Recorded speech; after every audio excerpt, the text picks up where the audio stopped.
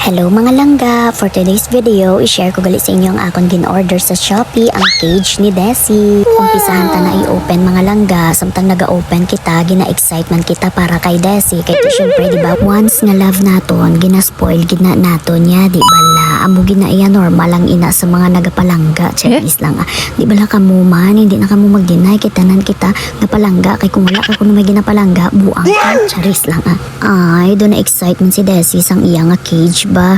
Ari i-open na natin mga langga. Gin-share ko ni ang video kay para makita niyo man ni mga langga. Sa Shopee ko lang man ini siya gin-order mga langga. Ang size niya ni is large. Nagpabulig man kita sa aton nga sugar daddy kay kabudlay nga ako lang isa mo na nga dapat kinahanglan gid naton may partner gid kita sa aton nga life. Charis lang Ari na mga langga, it's done na. And by the way, worth 700 plus ni ang ako na bakal mga langga. Plus na ang aton nga shipping fee. Kag very comfortable gid ang aton nga mga puppies for this cage. Huwag ka nang magpaligoy-ligoy pa, magbakal ka na mga langga, diin ka pa, barato na, kag nami pa, super legit pa.